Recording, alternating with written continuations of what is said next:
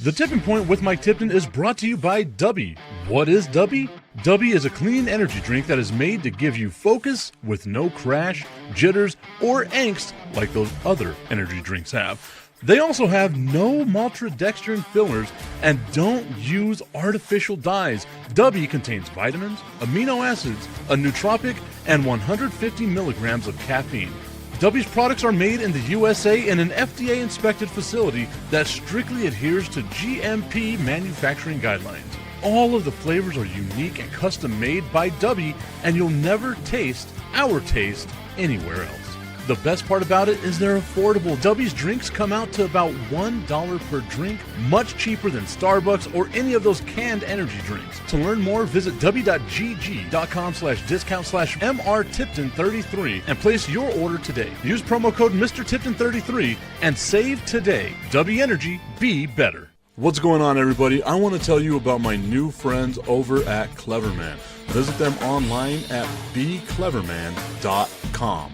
What they gave me was the energizing face and beard scrub along with the Cleverman face scrubber. And trust me when I say this, the energizing face and beard scrub smells amazing.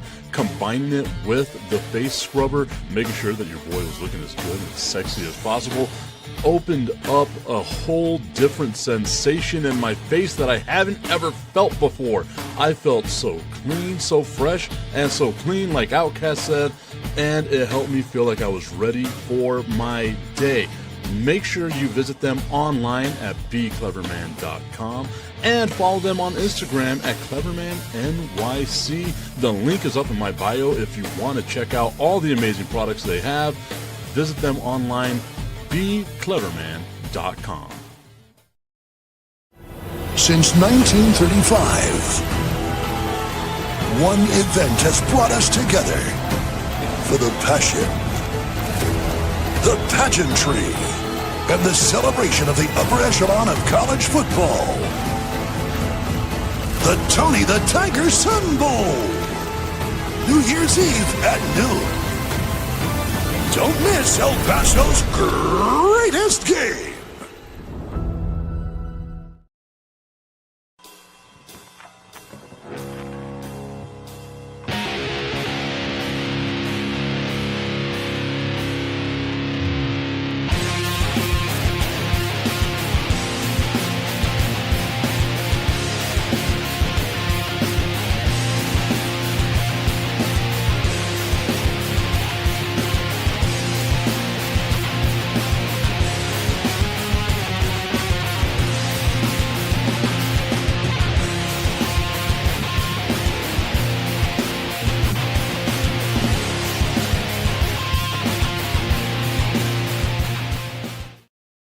What's going on, everybody? It is the Tipping Point with Mike Tipton, hanging out with you here on this Monday evening, pre-evening, whatever it is that you want to call it.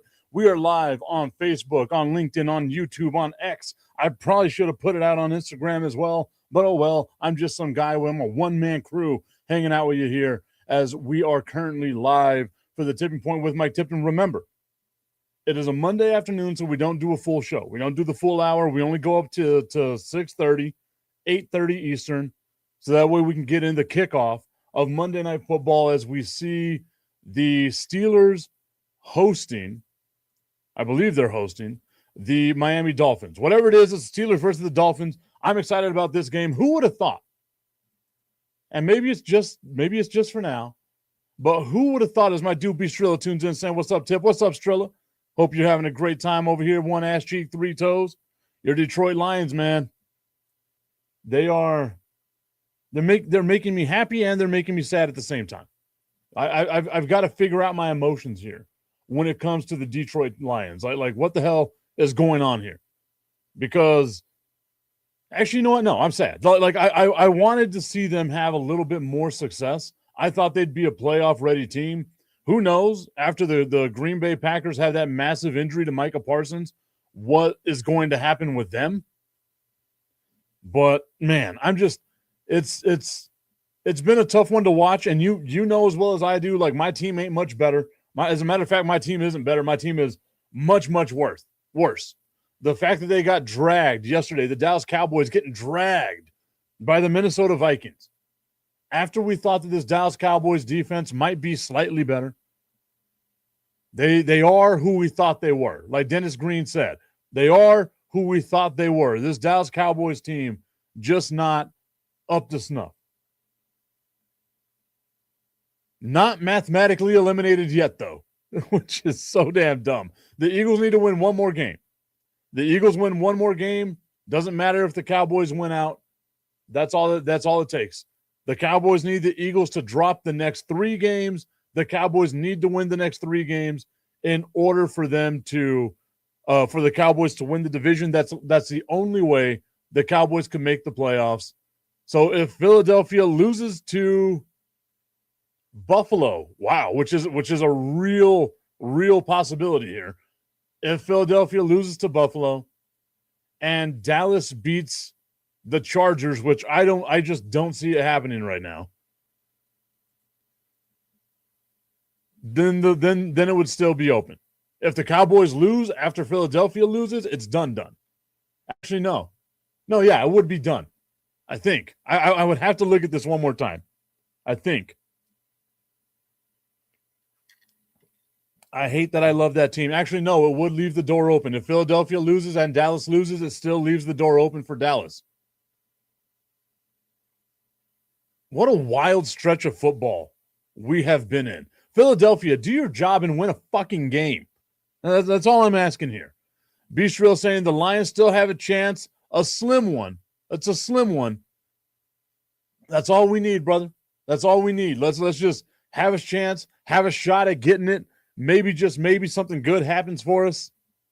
Unless you're the Cowboys, in which case nothing good will happen. So you see, like, there's the difference, right? Like there's the difference between Dallas and Detroit. Is with Detroit, you feel like, okay, if they make it to the playoffs, they could make some noise. If Dallas were to find some way to make it to the playoffs, all you did was prolong the inevitable. Dallas would wind up getting stomped by whatever team they got and then go on their merry little way. Like it just wouldn't be good. Unless, of course, that team was the Green Bay Packers. Because as I said earlier, the Green Bay Packers, they are in a ton of trouble. Just an absolute ton of trouble. We saw the way that game unraveled for them yesterday as Micah Parsons goes down with what is, I believe it's already been reported as a torn ACL. So prayers up to him. Hope that he has a speedy recovery. But without Micah Parsons on that defense, you saw a lot of flaws in that in that Packers defense that Bo Nix was out here exposing you. And anytime Bo Nix is the guy out here exposing you, you know you've got some real problems. I'd be terrified if I'm the Green Bay Packers right now. I would be terrified. Let's go back and look at the standings right now. I believe that the Bears now, with the win and with the Packers loss, the Bears are in control in the NFC North. Detroit still got small chance at it, like Strilla said, small little chance. The Cowboys somehow still, once again, in it. Carolina had the ability. They were controlling their own destiny and then laid an egg against the New Orleans Saints. Mireya Reyes saying, relax. It was one game, still a lot of football left to play. No, I agree with you. But you're going to have to go the rest of the way, the rest of the regular season. And I'm looking at it right now.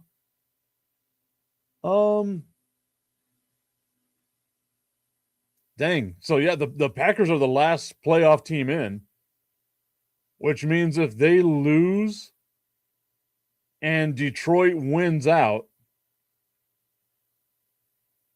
dang, so the Packers can only afford to lose one game. I'm looking at right here. Yeah. If Detroit wins out and the Packers lose one game, Detroit's going to be ahead of the Green Bay Packers. So, yes, I get it. It's one game. But now you've got to go the rest of the way without Micah Parsons. And if you make it to the playoffs, you are the lowest seed right now. That's a tough one to ask. That really, like, I know you're saying relax. It's the Aaron Rodgers thing. Relax, guy. I get it.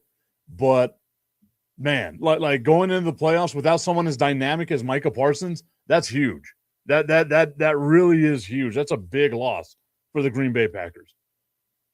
Because look at that. You went from being the second place team in the league to being one game ahead of the Detroit Lions.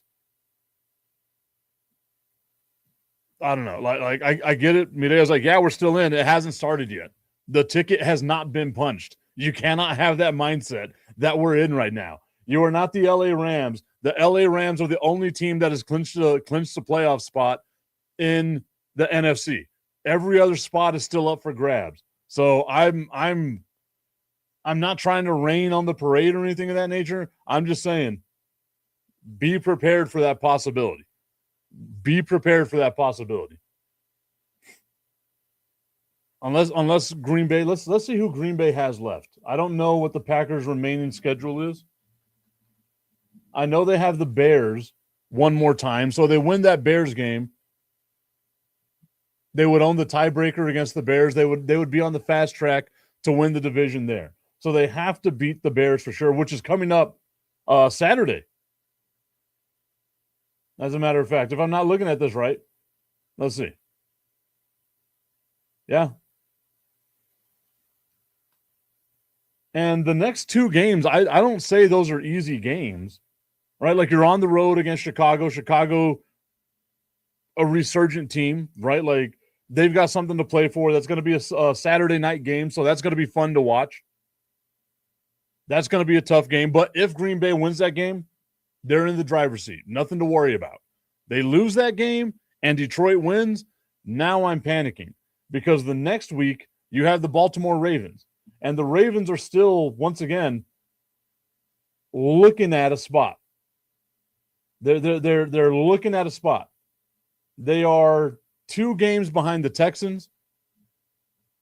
And Lamar Jackson is a problem, right? Like a healthy Lamar Jackson is a problem. So those 2 games I wouldn't say are a cakewalk. And then you have Minnesota, who is wanting to play spoiler, which is awesome. I love that. I hate that my team was a victim of it, but I love that that's what they did, right? Like Minnesota didn't necessarily kill the Dallas Cowboys' chances, but they beat the shit out of the Dallas Cowboys so bad that they are now on life support and need all the help they can possibly get. Strill saying the best case scenario for Detroit is Chicago lose the next 3 and the Lions win all 3. I mean, the Whack Pack can lose all 3 too. Again, like it's a possibility. And without Micah Parsons being there, that's a huge issue that the Packers are going to have to find a way to navigate. It's doable. Once again, beat Chicago. That's all you got to do. If you're the Green Bay Packers, beat Chicago. Go home with the tiebreaker in hand. Beat Chicago, you are golden. But should you lose that game, now you're in trouble. Let's look at the Packers' defensive ranks right now.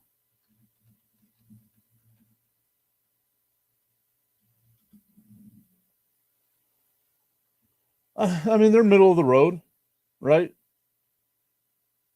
12th.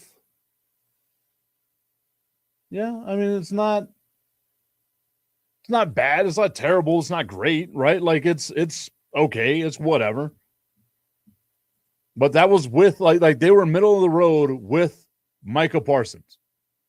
It's just going to get a lot more difficult to handle all this. And handle it they will. The exact same way we handled just the tip. I just want to put the tip in. It's time for Just the Tip. That would make me uncomfortable. Promise that it ain't too much Just enough, just a tip. Just a tip. Just the tip? Just the tip. It's time for Just the Tip.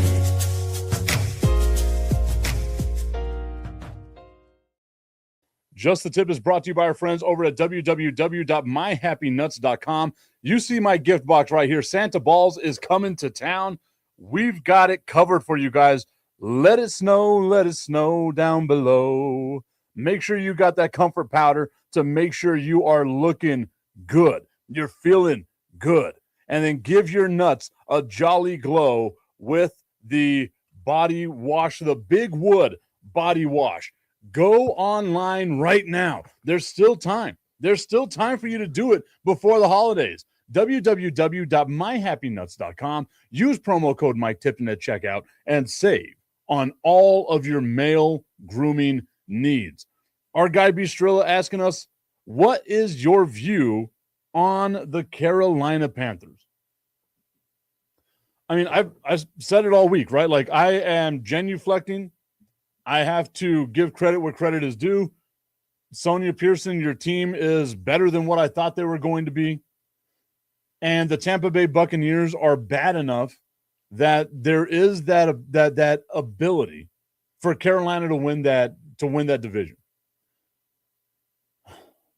Would they make a deep playoff run if they were to win the division? I don't think so. I also don't think Tampa Bay would either, but that's a different subject for another time. And I think it's because of inexperience, right? Like, they have the foundations of building a good team going forward, do the Carolina Panthers, right? Like, Ted McMillan is a dude. They've got a great running game, that dual threat with Chuba Hubbard and Rico Dowdle. Uncle Rico, you all know I love him as a Dallas Cowboys fan. But they seem to not be able to win the games that they should win. They win the games that people say you shouldn't win this game, right? Like we would be shocked if you win these games. But the games that they should handle, that all good teams should be able to handle, they just haven't been able to do. And you can tell me, Tip, maybe, just maybe, New Orleans, like, it's a division game, it's this, that, whatever, right? Like, you should be able to handle your business as a potential playoff team against a bottom-dwelling, ass-eating, bottom-feeding team like the New Orleans Saints. Sorry to my dude J-Train. Your team didn't deserve that stray. But that's what they are. They are a bottom dweller. Let's look at the Panthers' schedule, what they have coming up left. Oh, man, that ain't easy. Jesus.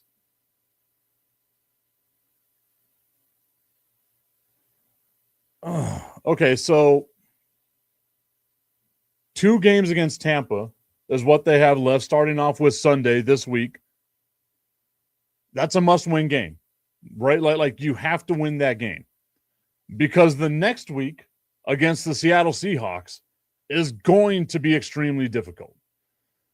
And then what doesn't work in the Carolina Panthers' favor is that the next 3 games, it's 2 against Tampa Bay and then 1 against Seattle. Those are 2 quarterbacks that you jettisoned out, that you gave up on, that have that chip on their shoulder, right? And I feel like it would do, like Baker Mayfield would, like, he's got such a chip on his shoulder, like he wants to win both those games. And to be honest, Tampa Bay needs to win both those games, both those matchups between the Carolina Panthers. I'm not saying it's impossible for Carolina. I'm just saying it's hard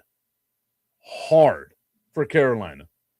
I would be very surprised if they were to win. I think they've got they'd have to win all 3 of these games, right? Like their margin for error is so much smaller than Tampa Bay's margin for error. And let's look at who Tampa Bay has left. So we know we got 2 matchups against the Carolina Panthers, and then comes the Miami Dolphins. At the beginning of the season, you could have said Miami was going to get their ass kicked by Tampa Bay because we saw a lot out of Tampa Bay. We all fell in love with Baker Mayfield. We all gave up on the Miami Dolphins. We just thought they were objectively bad. Miami's making a bit of a comeback. Maybe if Miami wins tonight, it gives them some more to play for. They're still in the hunt, like, albeit they're the last team in the race right now. But if they win and they get to 7-7, you know, they've got something working for them. So maybe I don't think the schedule for either one of these teams is easy. I think both these teams have to win out. And whoever loses this weekend between Tampa Bay and Carolina is going to be the odd man out. So, like, this next game really is a playoff game. As a matter of fact, the next 3 games for both these teams, for both Tampa Bay and Carolina, these are must-win games. And again, like as I said, like, I've got to be consistent in this. The way that Carolina lost to New Orleans is equally as bad, if not worse, as Tampa Bay losing to Atlanta. Like, they should not have lost to Atlanta. Atlanta without Drake London. Atlanta with Kirk Cousins being back in there slinging that rock, right? Like, Atlanta should not have won that game if Tampa Bay was a true contender. And I get it, Tampa Bay's offensive line is absolute garbage. We mentioned this on the show last week, I believe. And the Bucs lost to the Saints too. Like, and that's the thing, right? Like, I look at both these teams, and obviously someone has to win this division, and it's between these two teams, right? I have to make sure no one else is in the race. I don't think Atlanta's win really helped them out. They're done, right? Yeah. So it's just these two teams. You're not going to get in as a wild card because the wild card is too competitive right now. You have to win the division. And neither one of these teams, to me, are a lock to win the division. Like I think they're both flawed. Whatever team wins the NFC South will more than likely lose their first playoff game. I would trust Tampa Bay to shock us more than I would trust Carolina. And maybe I'm wrong. Like, I've been basically wrong about Carolina all year. I didn't think that they were going to be great. Augustine saying, hi, Cowboys fans. LOL. Hello, Augustine. Keeping the big D in your mouth. I don't think we've mentioned the Cowboys since like the first 2 minutes of the show. They're talking about the Carolina Panthers right now and their chances of making it to the playoffs. Playoffs? Yep, the playoffs are right there. Strill saying, I'm with you, Tip. One and done. 100%. 100%. And, like, I know, like, it'll be the thing, Tipton, you're being a hater, because I get that all the time. Jesus Christ. It's so funny. I just, like, make a comment and all of a sudden I'm, like, just this big-ass hater. But whatever. I look at it, and again, like, a lot of these teams, especially right now in the playoff picture, are flawed, right? What would Cartman do? That's my motto, is what Augustine is saying right now. Strilla also saying, I think the Eagles are one and done too. I do too, which is, again, like, y'all know, and I've got to be contrite in, like, my thinking from earlier in the season, where I thought that Philadelphia would, I didn't think they'd run away with the NFC East. I thought they'd be the best team in the NFC East. I thought the NFC East as a whole would be better. But I thought Philadelphia would be, without a shadow of a doubt, the best team in the NFC, and they just aren't. Like, they just, you're an Eagles fan, you've got to feel dejected. You've got to feel just upset. Like maybe they can do what we see some NBA teams do, where they turn it on in the postseason. But I feel like with the NFL, especially with it being a one and done, you cannot rely on that. And Philadelphia, to me, like, sure, you just beat the hell out of Vegas. Who doesn't? This game against Buffalo is going to show us who they are. Like this game against Buffalo is really going to prove to us who the Philadelphia Eagles are. Augustine's saying the thing with Philly is that they have experience and they still have something to prove. The scary part is if they turn it on in the playoffs. Strilla going on to say, my opinion is the Super Bowl contenders for the NFC is coming out of the West. I'm with you on that. I am with you on that. And I believe we would not be surprised if San Francisco made a run, right? Like, obviously, I hate them, so I wouldn't want to see them make a run, but I wouldn't be surprised if you saw them make a run. You wouldn't be surprised if you saw that great defense and really good offense of Seattle make a deep run. And I think we can all agree right now that the best team in the NFC is still the LA Rams. We still believe that. Augustine saying, biggest question is what the fuck happened to Cincinnati? They were bad, right? And like, I played the video the other day on the show with Brandon the Iceman Cone. We were talking about how sad Joe Burrow sounded in one of those press conferences, right? And then you listen to him yesterday, and he sounds just equally as sad, where he was like, oh, I can't believe, no team would have won with me as their quarterback because of blah, blah, blah, blah, blah. And then everyone keeps asking about Cincinnati. Like, I was listening to a podcast, and they're like, oh, the Bengals, they're cheap. Their ownership's cheap. They're this, they're that, and they're what the other. The Bengals did what Joe Burrow asked them to do. Let's not forget that. The reason why the Bengals are so strapped financially is because Joe Burrow wanted to get paid. He wanted Jamar Chase to get paid. And he wanted T. Higgins to get paid. And now you say, okay, since we did all this, we can't allow, like our defense is going to be bad, so we have to be able to put up points. And if the Cincinnati Bengals are just putting up points, they're okay, but you still don't trust them. If they can't keep up going score for score with everybody, they just have no shot because that defense isn't going to stop anybody. But that's because that's exactly what Joe Burrow wanted. Bistro saying the bigger question, Augustine, is who cares? Who cares about the Cincinnati Bengals? Joe Burrow just sounds like Eeyore. Giving Augustine a little bit of love. That was a good joke. That was a good joke. Just moping around. Oh, I'm sad.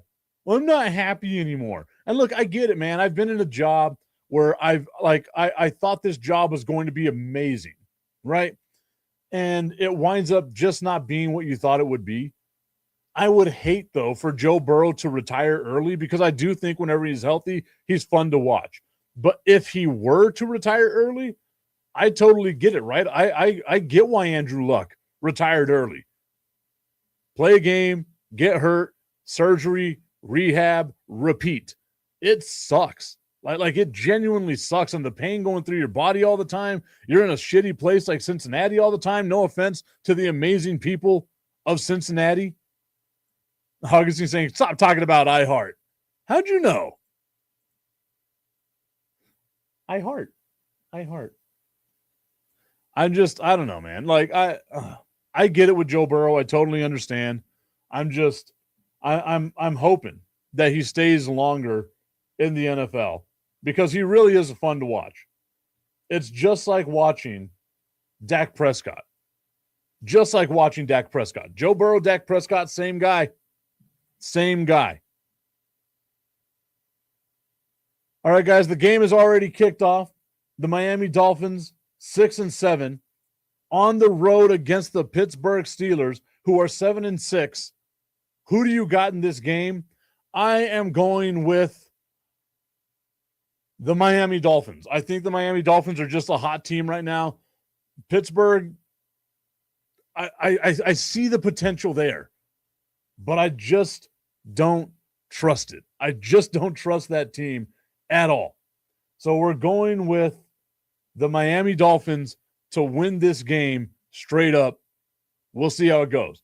All right, everybody, thank you so much for tuning into today's show. Remember, on Mondays and Thursdays, short shows during the football season, especially with Monday Night Football. I appreciate y'all tuning in, enjoying the show, being a part of it, all that good stuff. We'll see you tomorrow for the Tipping Point with Mike Tipton on a Tuesday. Maybe, Augustine, is that the new day you're going to join me, Augustine, is Tuesday? I know you did it last week.